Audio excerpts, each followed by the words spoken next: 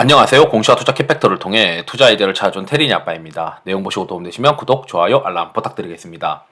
어닝 쇼크가 나더라도 봐야 되는 종목들이 있기 때문에 5월 9일날 이제 덴티움도 어닝 쇼크가 났더라고요. 그래도 이거를 계속 봐야 된다라고 말씀드리고 싶어서 영상을 준비했고요. 덴티움은 3월 31일 기준으로 애널리스트들의 3개월 평균 컨센서스는 284억 정도 됩니다. 근데 실제 당일 발표한 거는 215억이에요. 그래서 어닝 쇼크는 한 24% 정도 발표가 됐습니다. 와, 이거 추정보다 너무 낮으니까 이거 심각한 거 아니냐? 이렇게 생각할 수도 있겠지만, 마지막에 이제 삼성증권에서 보고서를 썼던 추정치는 247억이에요. 그래서, 추정치 대비해서는 그렇게 많이 어닝 쇼크가 되진 않았다. 마지막 거를 기준으로 볼 때. 그렇게 생각이 들고요.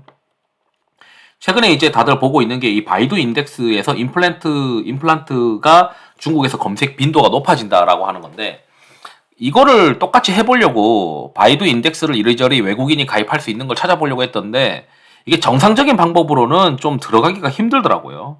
그래서 아유 그냥 뭐 수출 데이터나 보지 이런 마인드로 좀 보고 있고, 수출 데이터를 보게 되면은 4월 달에 잠정치 수출 데이터가 일평균 수출이 8% 정도 증가했고, 전년 동분기 대비해서는 동년 동월 대비해서는 20% 정도 4월 달에 개선되고 있습니다.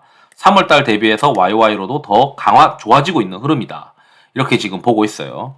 그래서 5월 11일에는 이제 5월 달에 10일치 또 수출 데이터가 있으니까 그걸 살펴보면 될 것 같은데, 일단 이렇게 계속 검색 빈도가 높아지고 있는 것이 이 VBP가 2분기 때부터 이제 본격화되기 때문이다라고 이제 보고 있어요. 이게 다들 이제 3월 달을 생각을 했는데, 다소 이제 연기되면서 이제 4월 달부터 된다라고 이제 보고 있고, VBP 하게 되면은 이제 단가가 이제 하락하게 되니까 실제 이제 임플란트를 하려고 하는 사람들은 미뤄놨다가 이제 4월 달에 이제 많이 하겠죠. 그래서 요 4월 달부터 이제 좋아질 것 같다. 이렇게 지금 보고 있어요. 아시다시피 이 덴티움이, 야 그러면은 오스템 임플란트는 실적이 좋은데 수출 데이터나 이런 걸 보게 되면 왜 덴티움만 문제가 있냐? 이게 이제 수출도 보게 되면은 전체 이제 수출은 전분기 대비해서 좀 빠지는 흐름이었어요. 그래서 이게 다들 이제 어닝 서프라이즈가 그렇게 좀 쉽지 않을 것 같다라고 생각이 들었는데, 어쨌든 오스템 임플란트는 좀 잘 나왔습니다. 저는 그 차이가 이제 그 매출 비중에 따라 차이가 있다고 생각이 드는데, 이 저희 한 절반 정도의 매출이 중국에 포커싱 되어 있는 게 덴티움이에요. 그래서 중국 관련된 임플란트 기업으로는 덴티움을 플레이하는 게 맞는 것 같다라고 하는 게 제 생각입니다.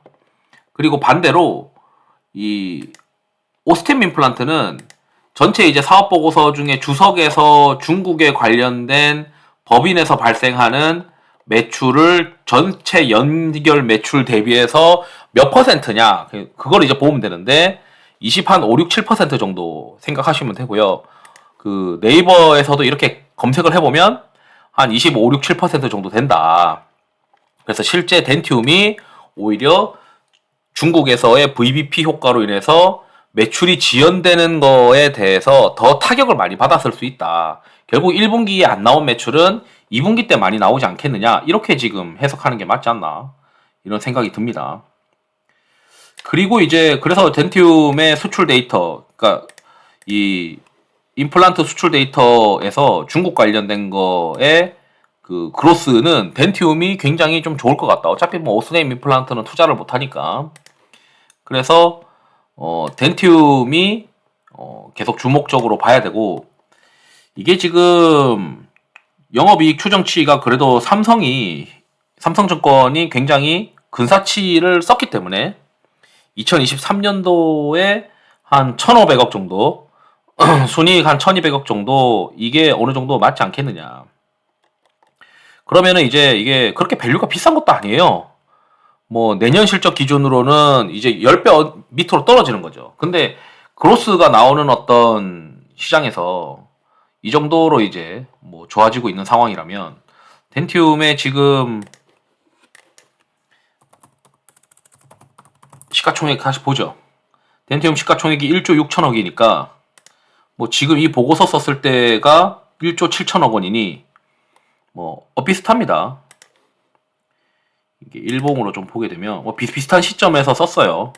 그래서 지금 이제 뭐 어닝 쇼크 조금 감안을 해서, 그런데 1분기 거가 2분기 때 이연될 수 있다는 점들 막 이런 것들 고민을 하면 사실 2023년도 예상 PER 뭐 10배, 2024년도 뭐 한 8배 수준이 맞는 것 같다라고 이제 생각이 드는 거죠.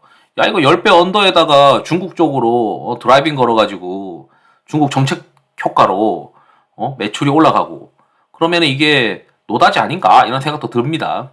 그래서 이번 어닝 쇼크를 그렇게 걱정하기보다는 계속 수출 데이터 체크를 하면서 약간 이게 구조적 성장이 가능한 어떤 이 VBP 영향으로 구조적 성장도 가능해 보이는 그런 종목으로 지금 봐야 하는 거 아니냐 이렇게 또 생각이 듭니다. 그래서 아마 이 2분기 때 어느 정도 이제 매출이 올라오는지 이게 지금 시장에서 그 궁금해 할 것 같아요. 그래서 지금 이제 어닝 쇼크라고 해서 파는 거는 좀 아닌 것 같고 2분기 실적을 좀 봐야 될 것 같다. 그래서 여기 이제 분기 단위로 추정치를 보게 되면 2분기 때 이제 한 300억 중후반 정도로 일단 추정을 하고 있고 QOQ로 계속 이익이 증가될 것이다.